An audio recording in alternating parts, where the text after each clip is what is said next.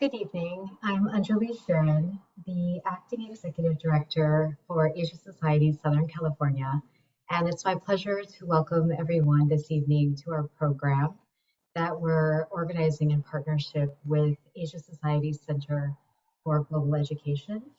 The program is on Blackness and Interwar Asia, Mobius strip of identity building. And my colleague from Asia Society, Cleopatra Wise, the director for the Center of Global Education's China Learning Initiatives, will be moderating. So without further ado, I'll turn it over to her. Thank you. Welcome, everyone. We're so glad to have you here. I am so excited to be hosting and moderating this riveting discussion on Blackness and interwar Asia, such a unique topic for a very unique time. And I am joined by two wonderful ladies. First, Dr. Keisha Brown. She is the assistant professor of history at Tennessee State University, and she received her PhD from my alma mater, the University of Southern California. She focuses on modern China with an allied interest in race and ethnic studies, essentially coining my new favorite phrase, Sino-Black relations. Welcome, Keisha. And then we also have Amy Sommers. Amy Sommers wears many hats. She is currently the co-founder of the Morning into Unity project. She's a civic activism and a retired lawyer. But for right now on this panel, she is wearing the hat as an author. She recently published a book called Rumors from Shanghai. Thank you, Amy, for joining us. Amy is going to set some context for the discussion today by giving a short presentation on Black engagement in Asia. So I'll turn it over to you, Amy. Thank you, Cleopatra, and thank you to the Asia Society of Southern California for hosting this program. I'm so excited to be on this panel with Professor Brown, whose work I deeply admire. And I'm going to be talking, as Cleopatra just mentioned, about my book. And just for those of you who haven't read the book, it's set in 1940 and 41. Most of the action happens in Asia, a little bit in Seattle. And the protagonist is a Black man who has been raised in a bit of a hothouse environment in Seattle. And he's studied as a lawyer, and he is unable, despite the fact he's done very well in his family's connections in Seattle, to get a job as a lawyer. And so he decides to head west to take a fantastic job in Shanghai. And this story was developed in part because of real Black Seattleites that I had learned of sort of fortuitously. The first person I was exposed to was William McDonald Austin, and this picture of him and the class of 1902 hung outside the door of the law school library in the 1980s when I first started studying law. And I was just so intrigued by this Black man in lily white Seattle in 1902 studying law. And I learned later that he had come to Seattle to study law. He did very well. He passed the bar on the first try, but nobody would hire him because he was Black. And so he left Seattle. What I didn't learn until after I'd written the book, that like my fictional character, he had left to go west. He had gone to Asia, but instead of to China, he went to the Philippines. And another early Black Seattleite I learned of about 20 years ago was William Gross, and he was written about sort of in passing in a story about a still well-known white settler in Seattle. And the story mentioned that that man had gotten his start when this guy, William Gross, gave him his first breakfast on credit. And Gross had this amazing life traveling all over the world. He had been born free in Washington, D.C., enlisted in the Navy. After working in the Navy for many years, he settled in California and was very active in operating the Underground Railroad in California. This was before the Civil War. Eventually, he settled in Seattle. He did very well in a range of business endeavors, and he became this sort of real estate mogul. When he died, he was among the largest landowners in Seattle, and yet, by the year 2000, nobody knew who he was, and this just baffled me. Another family that was in Seattle at this time was the Revels Caton family. Hiram Revels himself never lived in Seattle. He was from Mississippi. He was the first African-American to serve in the US Congress. He was a very respected faith leader and educator and served as the founding president of Alcorn State University in Mississippi. His children attended the university, including his daughter, Susie Revels, who married another graduate, Horace Caton, who had been born enslaved and had then gone on to college and moved out west as a journalist. He worked for the Seattle Post-Intelligencer and then started his own paper, which at one point was the second largest paper by circulation in Washington state. They had children who were very well educated and successful, and the family lived in a beautiful mansion in one of the prime areas of Seattle. They had servants because they were both very busy working in these high-powered careers. And one of their servants was Japanese and taught Mrs. Caton Japanese. So in my story, in creating this fictional Tolt Gross, I imagined him as a grandson of William Gross, who's been afforded all these opportunities. And as a result of that, he wants to try his wings and wants to get out of the constraints of Seattle and pursues opportunity in Asia. But in the course of doing this research, I learned that there had been real African Americans who had engaged in Asia in the 20 years between World War I and World War II in really impactful ways. And I'd be delighted to hear from others here if there are other categories or other people you know of that we should be adding to this list. And because of the constraints of time, I'm only going to talk about one or two examples from each category, but please know that there are so many of these people and so many of these stories that it's just really exciting. So first I want to talk about faith. Faith is, thought of in connection with African Americans in Asia, mostly, the story that's told in mainstream media is that Dr. Martin Luther King Jr. was very inspired by Gandhian philosophy, and this informed his welding of those ideas for social and political change to the Gospels and led to massive changes in American society that we still benefit from today. And that story is true, and yet it is also true that those seeds for that connection between Gandhi's thinking and methodology went back decades earlier, and it was African-American educators and faith leaders who first brought that thinking and its potential impact to the United States by their travels to India. One of them was Juliet Derricott, who was an amazing person who grew up in modest circumstances, but was able to go to college in Alabama and joined the YWCA, was very faith-filled and really made an impact with the YWCA leaders who encouraged her to move north. After graduation, she became a staff member for the YWCA in New York City. And she also was invited as one of 6 delegates for the World Christian Students Federation that would meet around the world. And as Benjamin Mays notes, she and Frank Wilson, who were the 2 Black students out of this group, played an important role in trying to wrestle with this question of colonialism and racism and Christianity in the developing world. When she was in New York, Derricott also got a master's degree at Columbia University at a time when very few women went to college, much less graduate school, much less African-American women.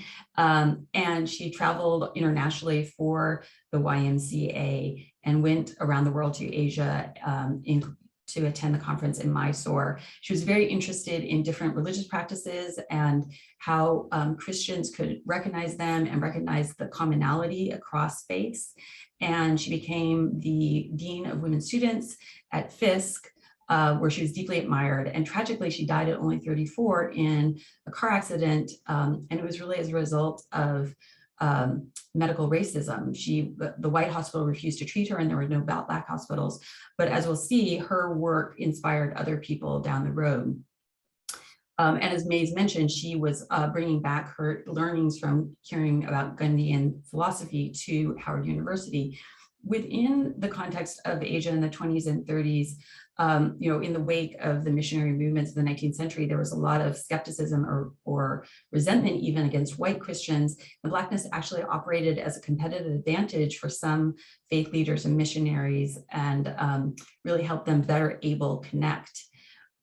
International relations is another area where there was really fruitful exchange.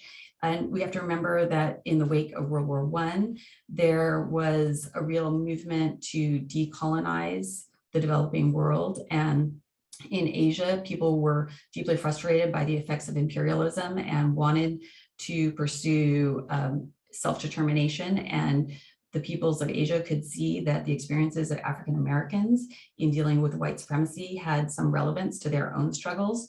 And in the mid-20s, an organization was started in Hawaii called the Institute of Pacific Relations, which was sort of like a precursor to APEC.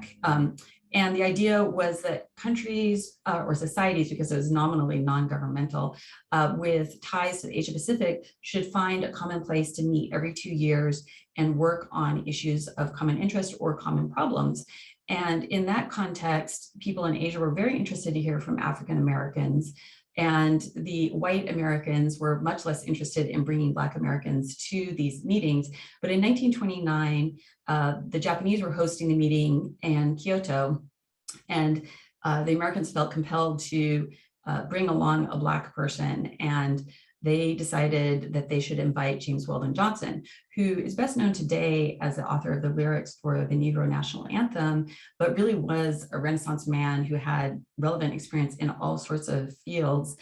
He was the first Black person to pass the bar exam in Florida. He became a diplomat in 2 different Latin American countries during the Theodore Roosevelt administration. He was the first African-American executive secretary for the NAACP and a leading voice and respected writer in the Harlem Renaissance. And by 1929, he had done so much and really understood so much. And so I would really encourage you to take a look at the writings about his reception in Japan, and then his own memoir along this way talks about what he took away from that experience. Education was another field where there was fruitful interaction by African Americans. Sue Bailey Thurman accompanied her husband, Howard Thurman, who's considered one of the intellectual giants that helped inform Dr. Martin Luther King Jr. She herself was an educator, and that delegation visited several countries in Asia. And she came away from meeting with Gandhi and meeting with women of color around Asia, convinced that Black women who were focusing on social change really needed to widen their lens and move from what she considered sort of moral issues to more explicitly political issues. And specifically, she saw how much being there had meant to her, and the opportunity to share firsthand with the people there the struggles that African Americans were facing in America. And so inspired by the example of her good friend, Juliette Dericourt, she started a scholarship that sent several African American women, I've counted 4 so far, maybe there were more, to India to do study in that country. This was during the 1930s, during the Depression, which is really an amazing accomplishment. Journalism and writing was another area for fruitful exchange. It's interesting to note the differences in viewpoint. Langston Hughes loved the Chinese, and I spent my time in my career in China, and thought they were really engaging and sympathetic. He didn't like the white people he encountered in Shanghai, and they terrified him. But he liked the Black people, he felt that the Chinese people had affinity to him as a Black person. W.E.B. Du Bois found the Chinese he met on his travels servile and looked down on them. It reminded him of the Jim Crow South, and he was much more interested in what was going on in Japan. And then performing arts and entertainment is the other area where we see a lot of engagement. And you'll remember that this was the period where modern means of entertainment by, audio recordings or films and talking films was really starting. And those were forms of art that were innovated or created originally by Black people. And audiences and creators in Asia were very interested to hear what they had to say. And I would say that there were 2 kinds of engagement in that realm. One was people just wanting to go for adventure or to get a job and make some money. And you can see from this quote by Buck Clayton how much it meant to them to have these really positive experiences in Asia. In the 20s, it was about the adventure. In the 30s was definitely because there were no jobs in America and they were keen to find work. But then another thing happened while people would be there, and that is they would find an opportunity to develop a new talent in their field or entirely new skills. So you have Midge Williams, whose picture is here, who is a very respected vocalist who worked in both Shanghai and in Tokyo.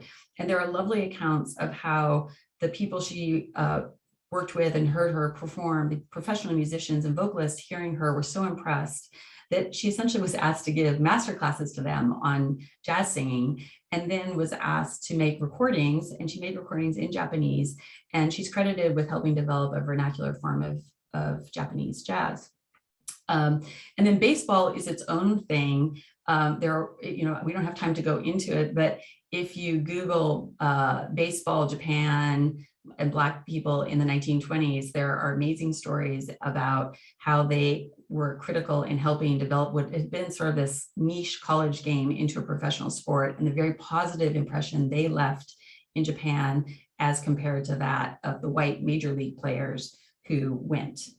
Just summing up the sort of background or baseline, what I found in my research is that what really comes through when you read the reports and the memoirs of the people who were in Asia at that time is the degree of vibrancy, the energy, the extent to which they were able to exert their agency to get there and to do these amazing things amidst, coming from a country with really an oppressive system and during the Depression, and then the opportunities they made and the impact they had. And I would characterize it as being in three ways. One is for them personally, which is certainly important because of the self-realization they found from doing these things, and then the impact they had on the people there that they interacted with, as well as the impacts on what they brought back to the United States. And as just one example, I have read about numerous white missionaries traveling in Asia and going to India. None of the white missionaries heard what was going on with Gandhi and his attempts to have a peaceful revolution, sort of what the Americans had done in the 1700s against Britain violently to overthrow British imperialism. But the Black faith leaders and educators who went realized the import of what was happening. And over a period of decades, they brought back those learnings and figured out how to apply them to the American context and created social and political change that we still see the benefits of today. So what really interests me about this period is there's so much dynamism to it. It's so little known. And that's why I'm so excited to hear about Professor Brown's take on the ways and the impacts she's found in her research on thinking within Asia from some of these exchanges. So with that, I will turn it over to Cleopatra to kick us off. And I will close with one final slide of a Seattleite, Robert Wayne Adams, who is from Seattle, and as part of Earl Whaley's orchestra from Seattle, they went to Shanghai in the 1930s and lived there for a number of years. All right, back to you, Cleopatra. Thank you, Amy.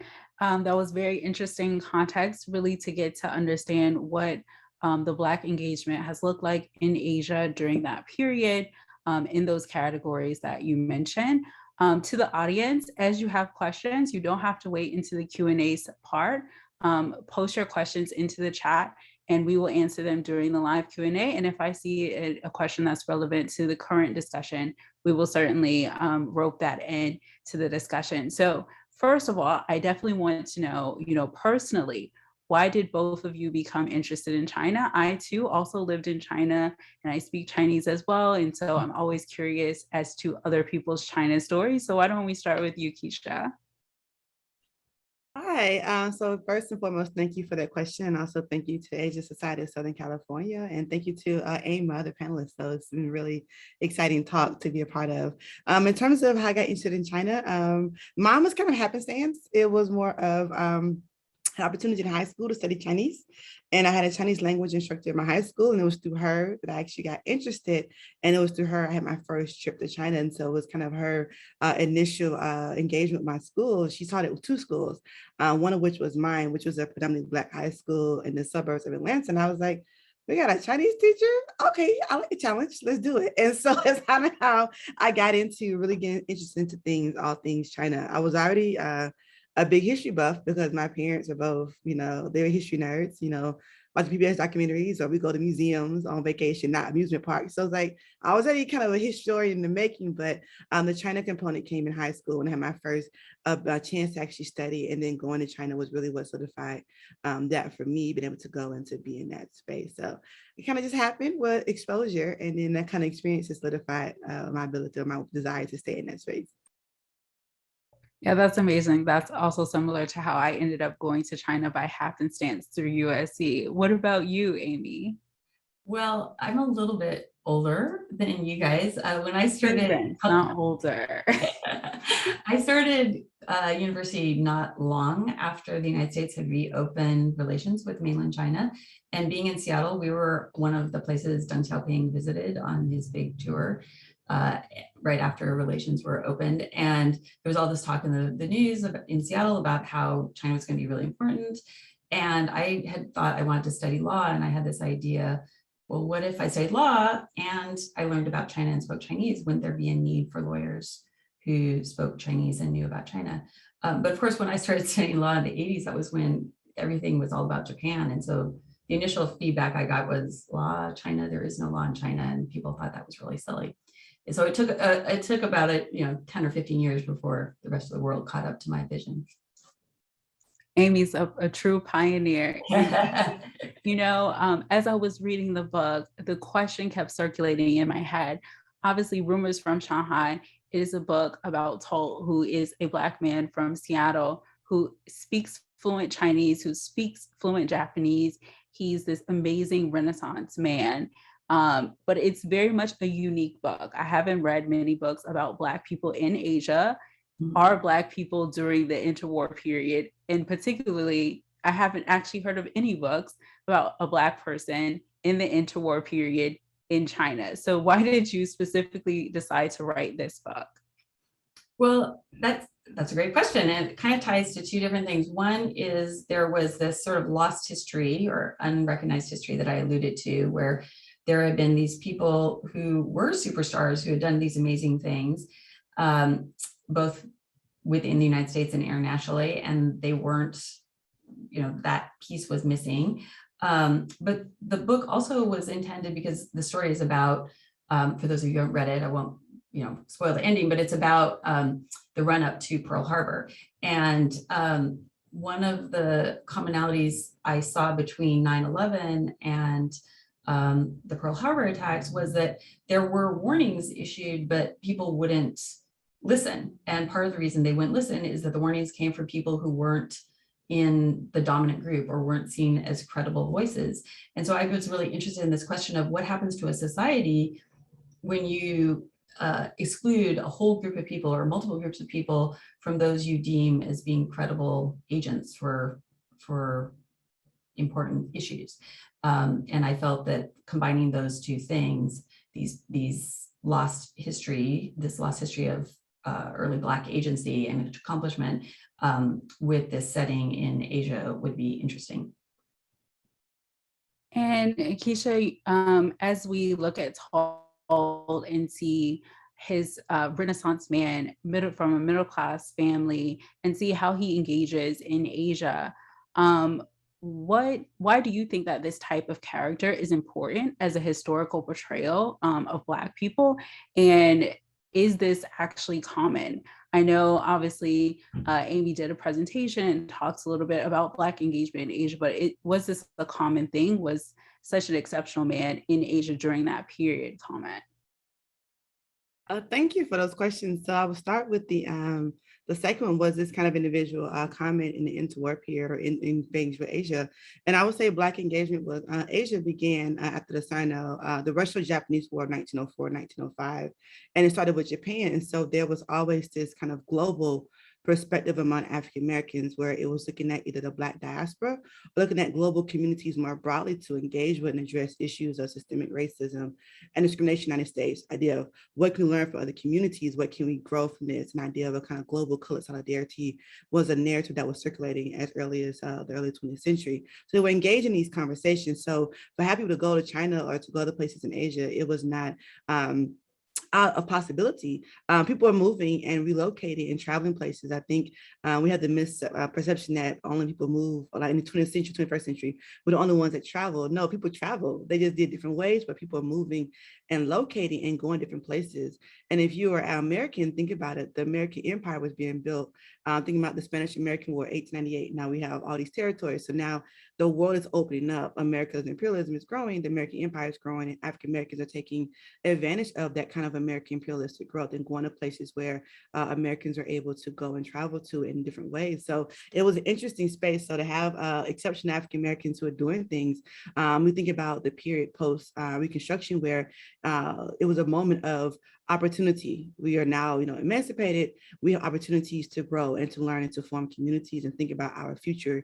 And we want to craft for ourselves. You look at that moment post Civil War. Now, even after the failure of Reconstruction, you see a lot of growth and where people are taking advantage of every opportunity they can. And so it wasn't uncommon to see people who can do all kinds of exceptional things. They're forming organizations, they're activists, they're engaging with the larger United States, but also the world, and doing things to kind of say, what can the future look like for Black people? And so I think that's one of the things that is very part of the question. We're going back to think, I think that it's important to have representation, because I think if we don't know our history, we sometimes lose that legacy, don't know whose shoulders we stand upon.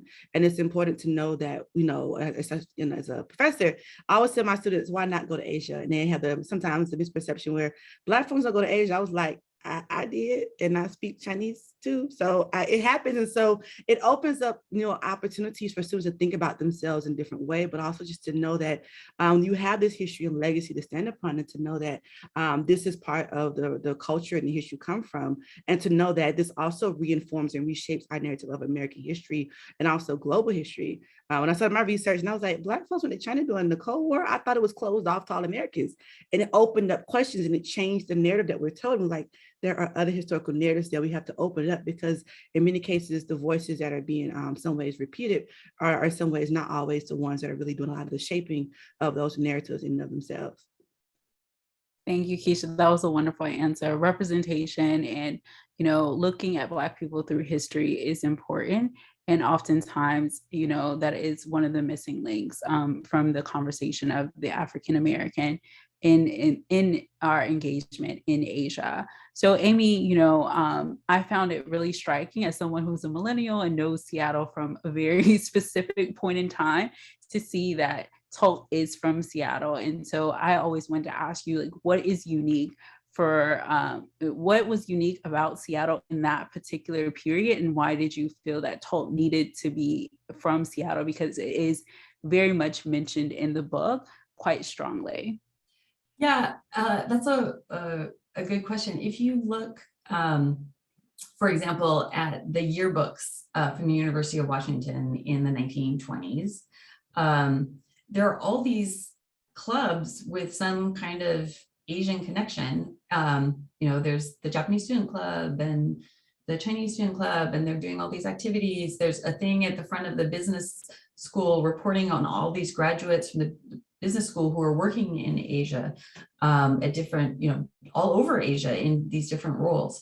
And this is in the 1920s. So Seattle, by virtue, when you had people accessing different parts of the world, as Keisha mentions, people were traveling, it's just they use different modalities. Seattle's location as the first point on the northern route that you would reach from Asia to the continental United States was significant. So if you were a ship coming from northern Asia, the fast route would be to come up this way and to come to Seattle. And that created certain synergies. And you had communities here of people from Japan and from China and from the Philippines. And,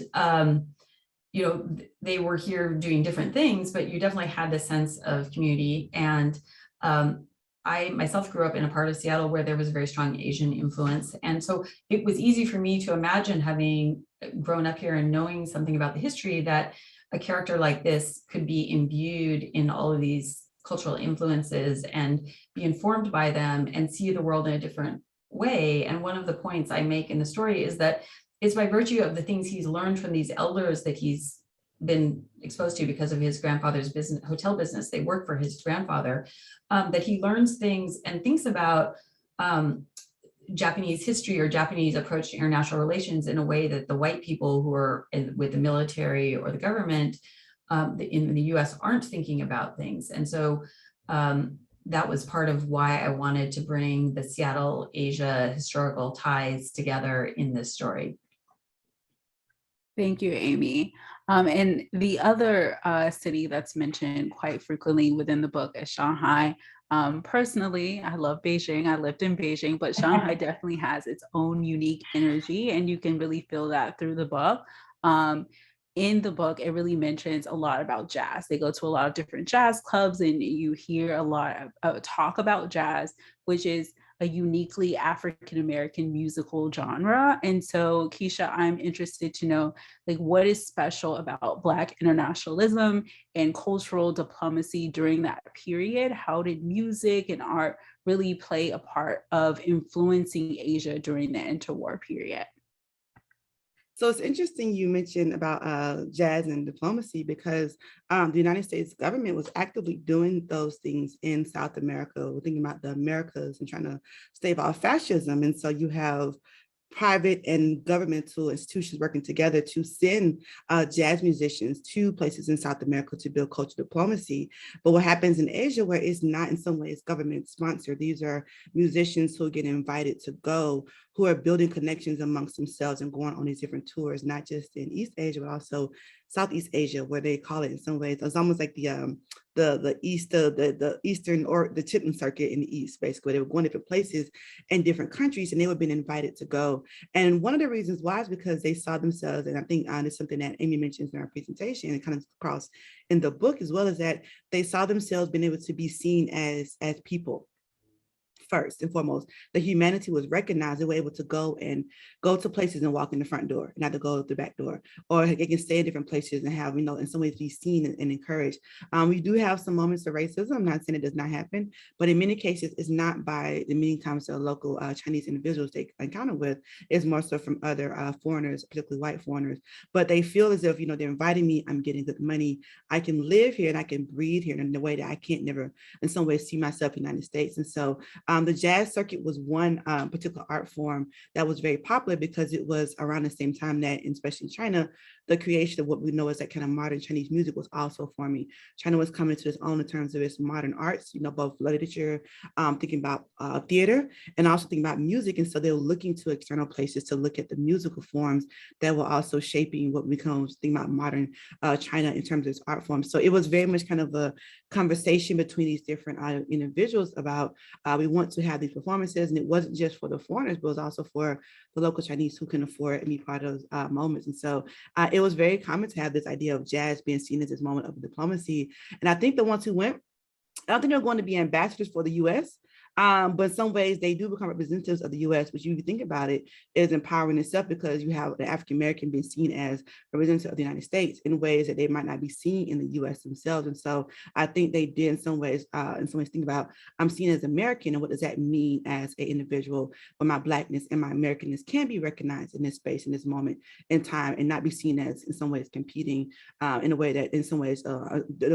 takes away my ability to engage in some of these conversations. So I do think it was a space of liberation, it was a space of openness, and a space of new creativity, because of engaging in different communities that they were not always engaged with in the US, where it kind of also shaped their music and their ability to kind of think about their own musicianship. Thank you, Keisha. Within that context, thinking about the Black engagement, the cultural diplomacy, and how Black people were influencing and shaping Asia, one of the things that really struck me in Amy's book is that Tolt leaves the US, which, we always think of as, the light on the hill, so to speak, right? To go to Shanghai for an opportunity that he could not have otherwise gotten in the United States. So in that sense, he is able to do something or achieve something in Shanghai that he can't achieve in Seattle. And so, Amy, I really want you to speak a little bit about how your book deals with anti-Blackness, both in Seattle and as well as in China overall. Sure. Yeah, I mean, the catalyst for his going is anti-Blackness, because he can't find an opportunity commensurate with his talents, which is what happened to the Clayton children who attended college in the 20s and 30s in Seattle, and then found themselves unable to get jobs in their professions and ended up leaving. But he also encounters anti-Blackness from Americans in Asia. And that's, that coincides with the real history that Professor Brown was just mentioning, because, we carry our prejudices with us. And I really noted a passage in James, I'm doing an article right now about James Weldon Johnson, in his memoir in the section where he's writing about going to this conference in Kyoto. He writes, "The fact is, there is a race and color problem wherever the white man deals with darker races." And, that's true, that, white people take the bigoted systems we build with us.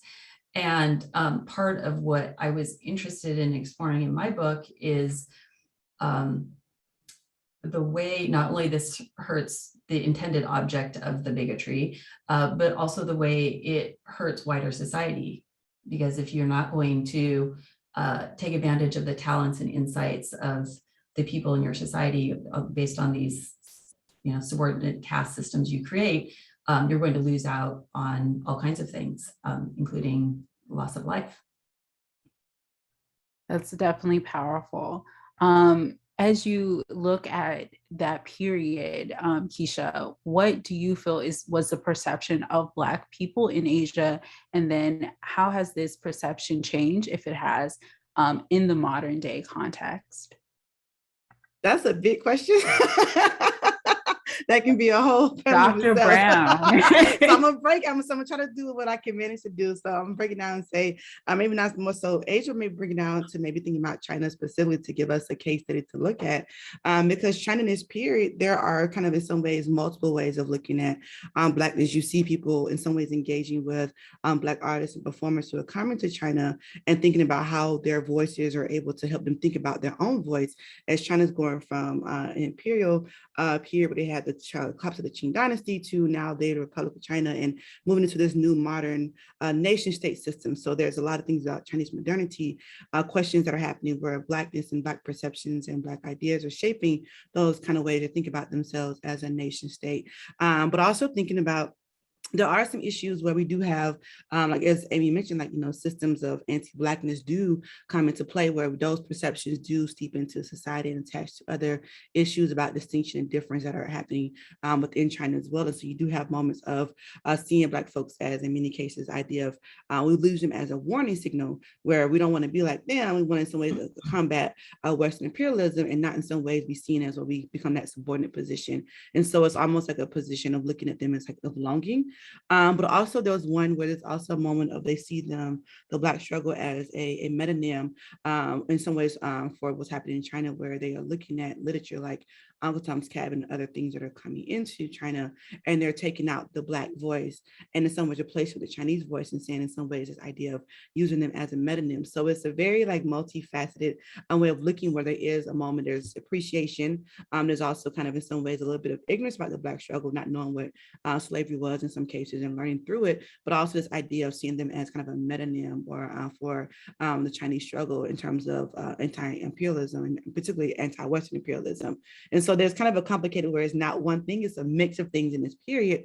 And we see it in some ways that kind of mix of ideas about Blackness still shapes China today. We see China as this new as a global power, and it's engaging with not just Black folks in America, but with Black people across the diaspora. And so in some ways, we're thinking about how does China engage with Blackness more broadly? We saw some moments during the pandemic where they were not the most favorable. We see moments of racism and backlash against Black people in China. So it's a moment of where it's complex. You see some moments where there is anti-Blackness. We're not going to move away from it, but also are moments where we see Blackness being appreciated and supported. And I think now it's more, it goes away from the arts, particularly where in the 20s, it was the arts. Then the Maoist period was political, and now it's both. We see kind of the arts and the politics are moving together, and we see kind of globalization and popular culture along with politics and thinking about also economics and global China mixed in a way we see like this idea about Blackness is very complex.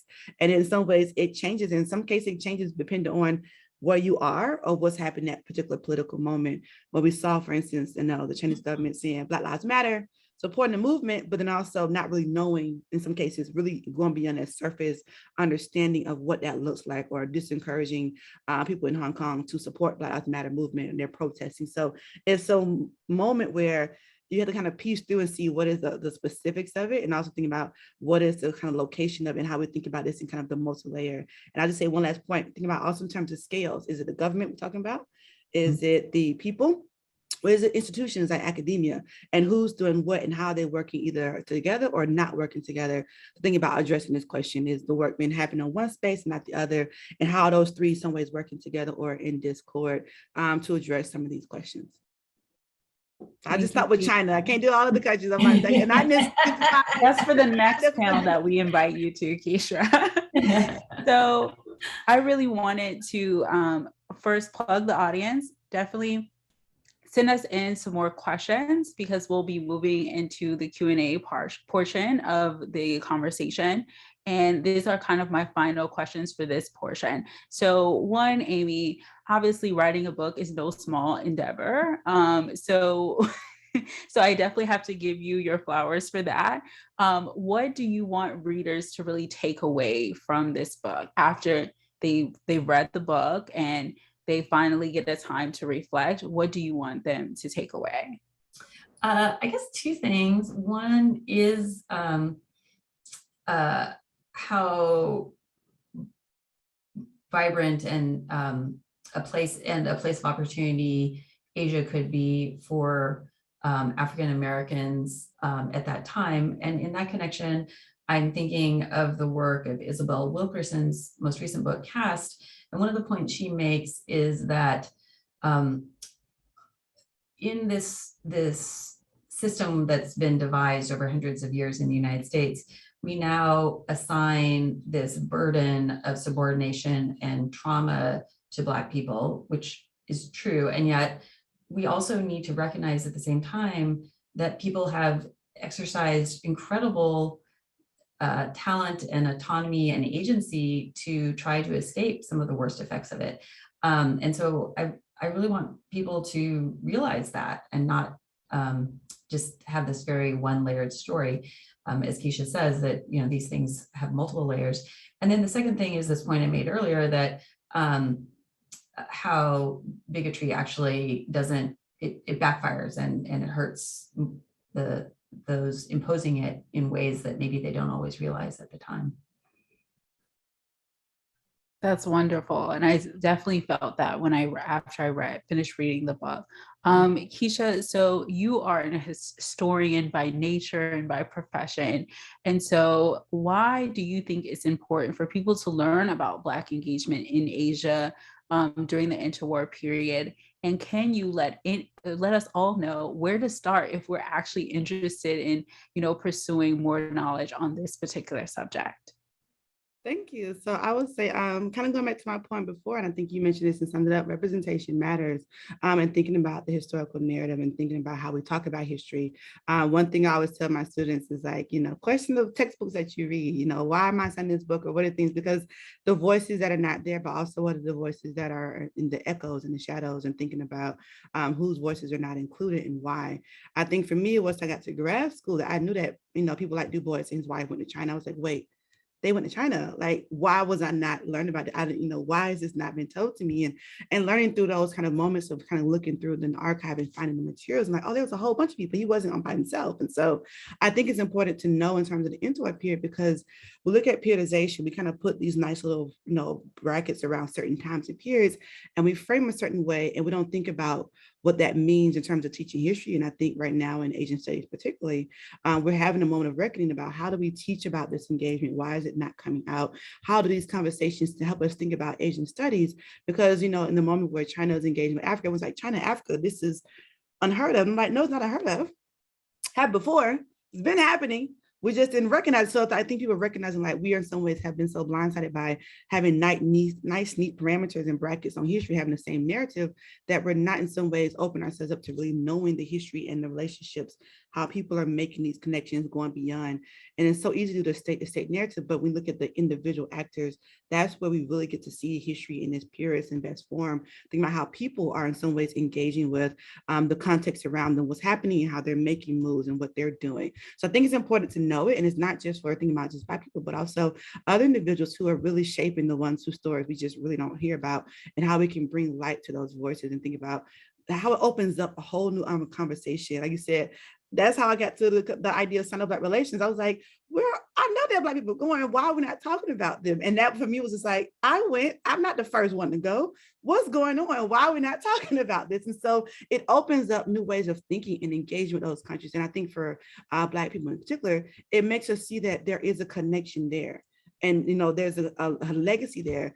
And so let's just walk in that legacy and in some ways know that those are spaces for connection moving forward. So it's not that, far off for us to be, I'm a Black person who likes, anime. I have students, I love anime and I feel so weird. I'm like, you're not weird.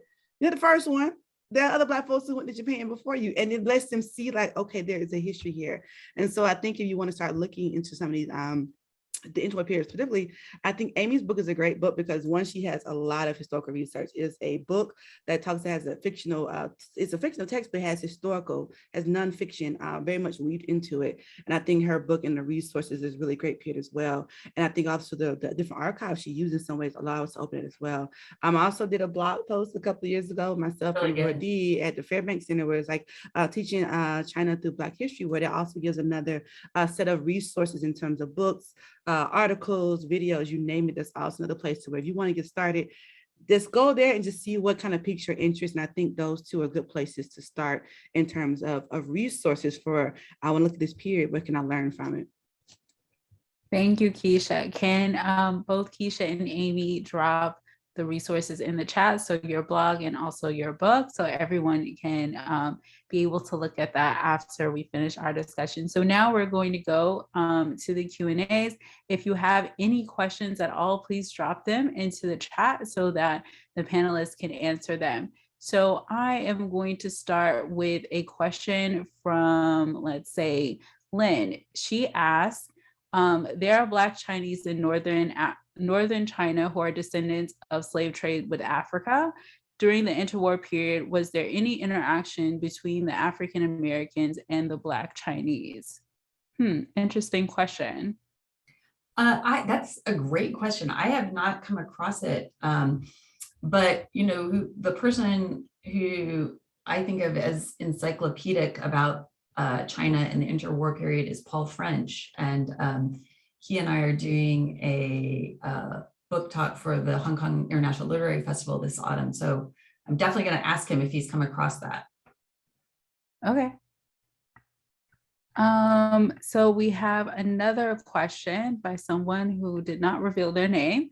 It says, in the context of increased tensions between the US and China, with rising anti-China sentiment in the US, what lessons can we learn from the experience gained from Black people in Asia during the interwar period and the Second World War? Wow. Yeah, that's a big question. People came with real questions. That is a tough one. Thank you to the audience. Well, I think there's several angles for examination. One is that, a source of tension in the world is some of the ways that China is dealing internationally. And as part of the One Belt, One Road policy, their engagement in Africa has in some ways boomeranged back against them in ways that are reminiscent of some of the challenges Japan faced when it started stretching its wings in the 30s. So, there are some cautionary tales there. I think in my experience with current African-American engagement with China has been with the executives that the big multinationals or with the State Department staff who are African-American who were in China in the early part of this century doing really interesting work. And some of those folks are maybe in the best position. And Keisha is a founder of a group called the Black China Caucus, which is trying to get out into the media as people want to do interviews or programs about China. There are all these experts who are Americans, who are Black, who know about China. And I think, encouraging journalists and others to incorporate more of those voices would be helpful. In terms of, thank you for that, the Black China Caucus. Yes, I was about to say you have to plug the Black China Caucus, so maybe you can put the Black China Caucus website in the chat. Thank you. So we started in March 2020, but I think one of the things that kind of going to that founding of the BCC was that we realized that we were, one, not the first, but also we realized that two, that for so long, African Americans who have engaged with Asia felt as that they were the only ones, almost like a silo where I don't know anyone else who's done this, I don't know anyone else who's doing this work, and you feel like you're the only one in your space. And many times you might be the only one in that space, but you're not the only one altogether. And so the idea of community is something that I think we've been trying to do. But in terms of thinking about the lessons learned from African Americans in the interim period, I think one of the things was to be diligent and kind of learn for yourself, kind of go and see where it's being talked about, because there are always, narratives are coming at you, but kind of know what's happening for yourself and kind of go and explore and see what's going on for yourself and think about making decisions about what is happening here, how to understand these particular moments and kind of know the larger what's at stake, but also know what's actually happening on the ground and be in some ways in tune to that and be able to connect and make decisions for yourself. Because these are people who are like, I don't know, and I'm going to go and see. And in some ways, that kind of curiosity and that intellectual, in some ways, engagement and also cultural engagement allows them to kind of say, I'm going to make my decisions for myself and see what's happening, because there's so many narratives coming at us all the time. And with the U.S.-China relationship right now, it's so many things where every day is something new. We're on the precipice of the National Day, so we know there's going to be a huge blow up next week after October 1st speeches and events. So we just want people to know, go read it. Don't look at the sound bites, read the speeches, listen to the speeches, kind of go engage yourself. And in some ways, do the work to say what's really happening so I can know and make an informed decision for myself, and how that can in some ways help you think about and relate to or understand what's happening in our own domestic space with the kind of anti-Asian sentiments that are happening as well. Thank you, Keisha. And definitely check out Black China Caucus. I put the link into the chat for you. So we have a question from Ellen. She said that she recently read a reference to the treasure fleet in the early 1400s where China sent ships as far as Africa. Do you have any recommendations for reading more of those expeditions? I'm deferring to the professor of modern Chinese history on that, although 14th century might be, I don't know. Yeah. Can you draw the line for modern? Is it Qing and later? So modern starts at the Qing, so we started 1644. But if you do China, you have to know everything. So I think they're referring to thinking about Shanghai and the Ming Dynasty, if I'm correct. And so there are some really good textbooks for those as well. And I put those in the chat, but there are some really good books. Not just Patricia Ebry has a really good China history book. She talks about this as well. And so Patricia Ebry is a really good China historian who does a lot of work on the long-term scale of looking at it. So anything Patricia Ebry writes is a good source to start with and look at in terms of that. Anything on the Ming Dynasty. It talks about what's happening with the Shanghai expeditions. And also there are quite a few texts about Shanghai and his expeditions, because in the 1400s, there was the center of trade was the Indian Ocean, not the Atlantic Ocean. And so we think about the Indian Ocean, where it's Afro-Eurasian trade. So there's a lot of kind of things that are happening there, both in the ocean, but also via land. So if you look at those texts there, so I can put some more in the chat, but I know that there's a lot in terms of looking at Shanghai and those expeditions. And also years ago, I'm stretching my brain back, grad school wrote a paper about the Tang Dynasty. There's even some references in the Tang Dynasty that goes back to texts such as the Quill Slave and also the pictures of Samarkand, and talk about people who are darker. We don't know if they're Black in terms of African, or they might be Southeast Asian, or might be from Southern China, but the idea of Blackness was always there as far back as the Tang Dynasty as well. And so the Quill Slave and the pictures of Samarkand talk about that as well. And the Shanghai voyages for the Ming Dynasty are good books. And also Patricia Ebry has a lot of really good Chinese history books that really get to some of these conversations as well, about, you see giraffes in the Chinese imperial court and say, how do you get a giraffe to China. This is how. And so again, so yeah, so there's a lot of really interesting text to talk about the kind of the Zhenghe of voyages in the Ming Dynasty. Because that's what I wanted to do at one point, but I was like, I don't know enough classical Chinese for this, so I'm going to go to the modern. But there are a lot of texts where they talk about the idea of this engagement where it goes back because of the Afro-Asian Indian Ocean trade that was already there. Thank you so much, Keisha. And thank you so much, Amy. I learned so much from both of you, and this has been such an amazing conversation. We've run out of time already, and so I just wanted to give you your flowers and thank you so much for joining us. Thank you. It's been a delight. Thank you. I've enjoyed this. And now Angelia will give us a closing.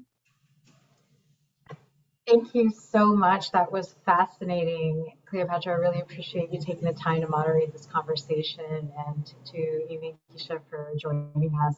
That was really interesting.